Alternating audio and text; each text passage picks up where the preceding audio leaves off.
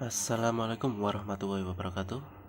Nama saya Muhammad Ragil Syahnam Maulidi dan NIM saya adalah ini 211211001. Nah, ini saya. Ini maaf, suara saya agak pelan ini soalnya lagi pilek. Bentar. Nah, ini nama saya. Oke, dan pembahasan kali ini adalah sistem pakar diagnosa penyakit THT. Apa sih sistem pakar diagnosa penyakit THT itu? Nah, sistem pakar diagnosa penyakit THT adalah sebuah aplikasi komputer yang telah diberikan pengetahuan dari keahlian dari dokter spesialis telinga, hidung, tenggorokan. Jadi sistem ini tuh sudah mempunyai pengetahuan tentang beberapa penyakit THT dari keahlian si dokter THT ini. Nah, dan aplikasi ini digunakan untuk membantu dalam mendiagnosis penyakit THT pada pasien ya.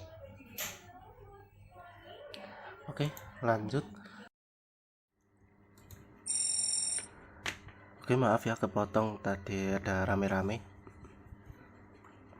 Oke, tahap-tahap penggunaan sistem pakar ini adalah pemasukan data. Yang pertama adalah data gejala yang dialami oleh pasien THT. Jadi, misalkan Anda diminta memasukkan data gejala yang dialami oleh pasien THT.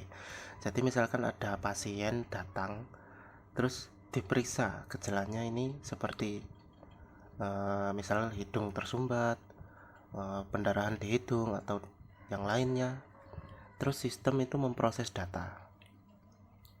Sistem akan menganalisis data yang dimasukkan dan mencocokkannya dengan pengetahuan yang ada. Jadi setelah data pasien dimasukkan, maka sistem akan memproses data dan akan mengeluarkan hasil diagnosis. Jadi setelah pemrosesan, sistem akan memberikan hasil diagnosa penyakit THT yang mungkin dialami pasiennya. Jadi seperti itu untuk tahap-tahapan penggunaan sistem pakar ini. Oke, lanjut. Penjelasan singkat tentang THT. Oke, THT ini adalah penyakit gangguan pada telinga, hidung, dan tenggorokan ya. Dan ciri-cirinya itu macam-macam, mulai dari benjolan di leher, pendarahan di hidung tersumbat, nyeri tenggorokan, dan sebagainya. Jadi diharapkan sistem pakar THT ini, aplikasi ini dapat membantu mengidentifikasi atau mendiagnosis penyakit-penyakit yang dialami oleh pasien ini ya. Oke, fungsi dari sistem pakar THT ini, aplikasi ini, yang pertama adalah diagnosisnya akurat teman-teman ya. Diagnosisnya akurat. Jadi sistem pakar THT dapat memberikan diagnosis yang akurat berdasarkan data gejala yang dimasukkan. Terus yang kedua adalah pengetahuan medis. Jadi sistem pakar ini juga berfungsi untuk sumber pengetahuan bagi para medis yang masih belajar ya. Terus kecepatan dan efisiensinya penggunaan sistem pakar THT ini digunakan agar mempercepat proses diagnosa dan pengobatan. Jadi nggak perlu untuk memeriksa pasien lagi, jadi cukup membuka aplikasi dari sistem pakar THT ini. Oke, dan kelebihan dan kekurangan sistem pakar THT ini. Kelebihannya adalah diagnosis yang lebih cepat dan akurat ya. Jadi langsung ke intinya. Misal sakitnya hidung tersumbat, terus pendarahan di hidung maksudnya, itu langsung dikeluarkan hasilnya ya. Maka pasien itu mengalami sakit ini gitu. Nah, kekurangannya itu adalah keterbatasan yang mengakomodasi kasus yang sangat kompleks. Jadi ini adalah salah satu kekurangannya dari sistem pakar THT ini. Dia ini nggak bisa seakurat mungkin untuk mendiagnosa penyakit yang dialami pasien itu tidak bisa seakurat mungkin ya. Jadi polanya dapat menjadi tertentu sehingga tidak bisa memasukkan faktor-faktor baru. Jadi ini harus dikembangkan lagi agar sistem pakar THT ini berjalan dengan baik ya. Ini harus dikembangkan terus, soalnya ya namanya sistem yang nggak bisa mengembangkan dirinya sendiri ya. Oke, lanjut. Oke, ini adalah contoh dari kasus-kasus penggunaan sistem pakar THT. Oke, di sini akan saya buatkan aplikasi sederhananya ya. Ini saya akan buatkan. Oke, skip.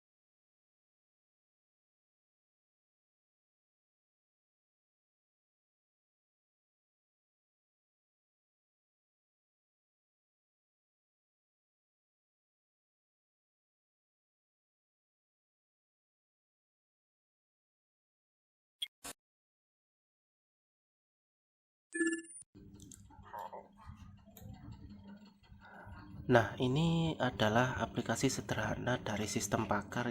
Ini saya menggunakan bahasa C++ ya. Jadi tampilannya itu seperti ini. Bentar, tak run code dulu. Aduh.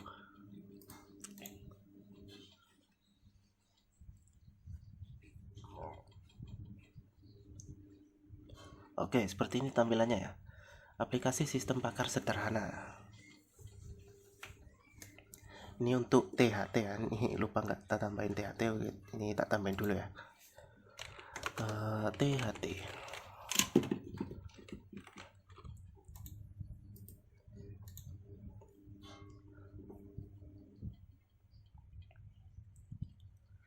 Oke, di sini sudah tampil ya aplikasi sistem pakar sederhana THT.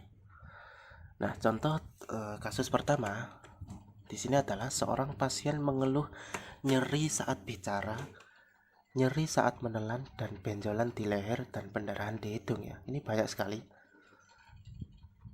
Nah, dan sistem pakar mendiagnosisnya sebagai kanker leher. Oke, di sini sudah saya buatkan untuk sederhananya seperti ini. Tadi apa? Bentar, ini tak split screen bisa nggak ya? Oke, ini tak split screen aja.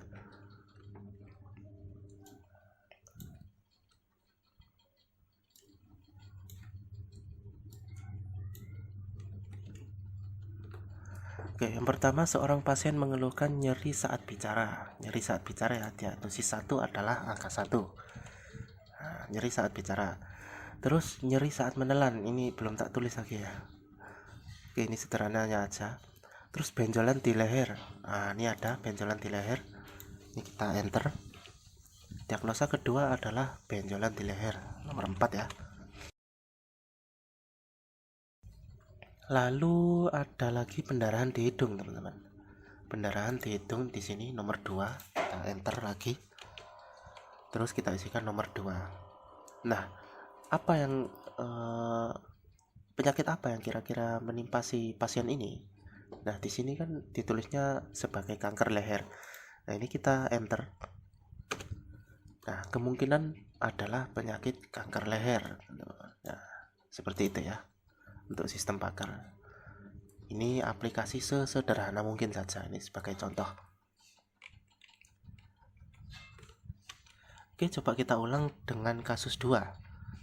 Seorang pasien mengalami pendarahan hidung. Yang nomor 1 adalah pendarahan hidung. Nah, yaitu diagnosa pertama adalah nomor 2. Dan hidung tersumbat. Hidung tersumbat diagnosa kedua adalah nomor 3. Terus di sini mengatakan sistem pakar mendiagnosisnya sebagai karsinoma atau kanker nasofarin. Oke, di sini kan kasusnya cuma ada 2, teman-teman ya. Pendarahan hidung dan hidung tersumbat saja. Jadi diagnosa ketiga ini kita isikan kosong. Nah, ini kita isikan kosong. Jadi diagnosa pertama adalah pendarahan hidung. Diagnosa kedua adalah hidung tersumbat ya. Coba kita enter. Nah, kemungkinan adalah penyakit karsinoma atau kanker nasofarin. Nah, seperti itu. Nah, kasus ketiganya adalah seorang pasien terdapat benjolan di leher. Kita cari, ini ada benjolan di leher. Diagnosa pertama adalah nomor 4. Terus nyeri di tenggorokan. Nyeri di tenggorokan adalah diagnosa nomor 5 ya. Berarti diagnosa kedua kita isikan nomor 5. Terus sistem pakar mendiagnosisnya sebagai kanker amandel atau kanker tonsil. Jadi ini diagnosa ketiga kita kosongkan saja. Terus kita enter. Nah, maka sistem akan menampilkan bahwa pasien ini mengalami kanker amandel atau kanker tonsil. Oke, jadi seperti itu untuk kasus penggunaan sistem pakar ini dengan bahasa C++ sederhana saja.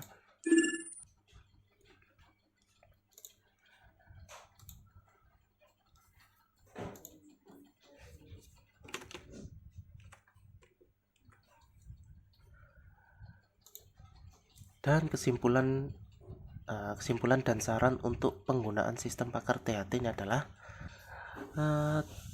sistem pakar THT ini dapat berguna bagi dokter spesialis THT ya. Jadi nggak perlu untuk mengecek pasien secara berkala, tinggal melihat aplikasi lalu mendiagnosis pasien ini terkena penyakit ini. Tapi perlu diingat bahwa hasil yang diberikan itu sebaiknya dikonfirmasi dulu atau dikonsultasikan dengan tenaga medis yang berkualifikasi, karena sistem ini masih tidak bisa menjadi acuan sebagai pendiagnosis penyakit yang ahli ya. Oke, sekian. Terima kasih. Assalamualaikum warahmatullahi wabarakatuh.